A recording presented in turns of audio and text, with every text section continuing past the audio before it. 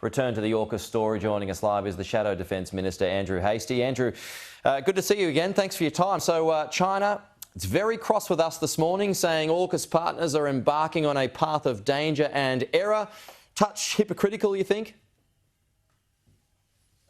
Yes, I do think it is hypocritical. They're undergoing the biggest peacetime military expansion since the Second World War, so I don't think we'll be taking lectures from the People's Republic of China on what is a modest increase in our military capability by comparison to the build-up they're undertaking themselves. You've had another night to sleep on the AUKUS detail now. What's the key takeout for you? What troubles you the most? Look, I said yesterday that we will be in opposition and we have questions about the timing, the sequencing and the budget. We do have great concerns about the budget, how this will be paid for. It's a massive undertaking, between $268 and $368 billion over the life of the project. But we want to see more detail about how we don't go beyond 2.2% of GDP. It is a big spend and we need transparency on that. We're also concerned about the sequencing. We want to know what is going to happen with the lifetime extension for the Collins class. $4 to $6 billion worth of work, and we need clarity about whether that's going to take place. So you don't want military spending to go above 2.2% of GDP, is that right? No, that's not what I said. We actually want spending to be enough to have this capability. But the figures at the moment seem very modest when you consider the scope and size of this project. Well, just on that, where do you think our spending needs to go in terms of a percentage of GDP? Well, Rishi Sunak yesterday in San Diego committed the UK to 2.5% of GDP. We've had Labor figures like Kim Beazley suggest 3% or beyond. So let's wait and see. But certainly I expect that spending will peak at some point down the track when we start seeing these capabilities come on board. OK, well, we had Richard Marles on the program this morning. He did say that something will have to give in the DSR. Maths dictates that it just has to. So what, in your view, would be a reasonable or even an outdated program that we could part with?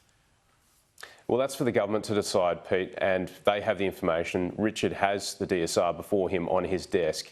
But we know there's going to be $3 billion worth of cuts.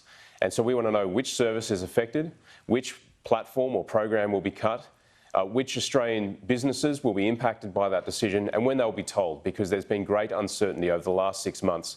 I was at the Avalon Air Show 2 weeks ago. I was at Land Forces, a big conference in Brisbane, and there's a lot of uncertainty in defence industry, and they want clarity from this government. Well, I mean, you've been on the front lines. I mean, is there anything we can part with?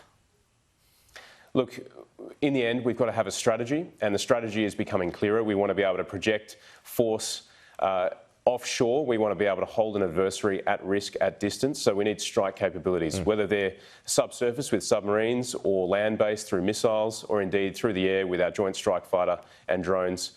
The strategy is starting to emerge, and we're going to see how the government resources it. Does AUKUS now make us a target for China? I don't think so. I think what we want to do is always resolve things diplomatically. But to be a good diplomat, you also need to back up what you say.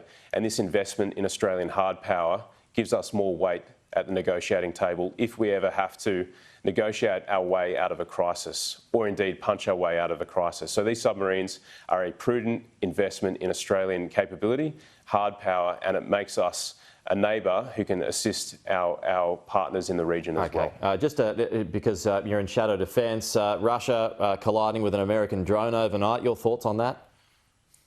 Look, it's sort of priced in, isn't it? The Russians are hardly good neighbours. They've started an unprovoked and illegal war in Ukraine.